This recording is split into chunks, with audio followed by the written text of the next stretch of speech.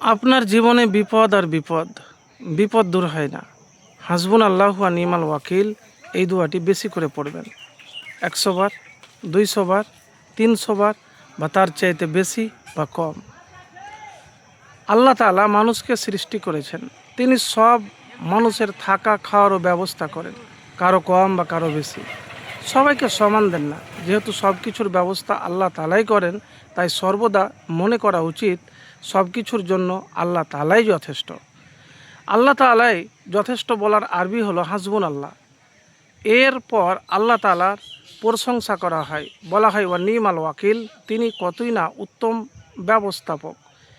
এই পুরোটা একটি দোয়া, যা পড়লে আল্লাহ তাআলা খুশি হন, বান্দাকে বিনিময়ে দান করেন। দোয়াটি বিপদ আপদে পড়লে আল্লাহ তাআলা সাহায্য করেন।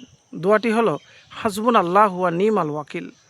আল্লাহ তাআলাই আমাদের জন্য যথেষ্ট, তিনিই হলেন উত্তম কর্মবিধায়ক।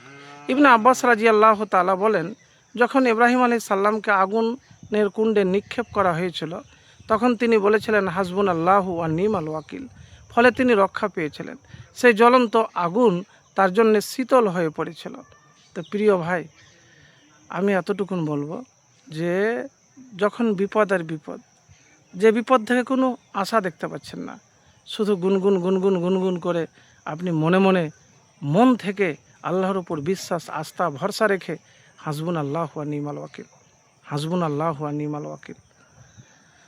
তিরমিজি শরীফে একটি হাদিস আছে। হাদিসটি যে পরিচ্ছেদে আছে তার নাম হলো বিপদে আপনি যা করবেন।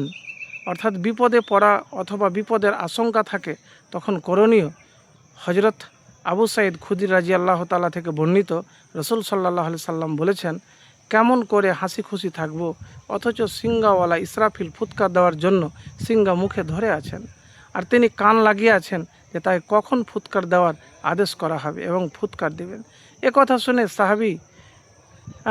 সাহাবীরা রীতিমতো আতঙ্কিত হয়ে পড়লেন। এমনটি দেখে মহানবী সাল্লাল্লাহু আলাইহি সাল্লাম বললেন, তোমরা বলো হাসবুন আল্লাহ ওয়া নিমাল ওয়াকিল, আল্লাহই আমাদের জন্য যথেষ্ট, আর তিনি ভালো কর্ম বিধায়ক। তিরমিজি শরীফ 2431 নম্বর হাদিস। তো প্রিয় ভাই, আমি এতটুকুন আপনাকে বলবো যে কখনো হতাশ বা নিরাশ হবেন না।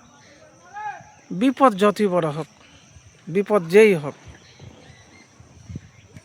যতই বড় হোক আর বিপদ যেরকমই হোক, কখনো হতাশ বা নিরাশ হবেন না।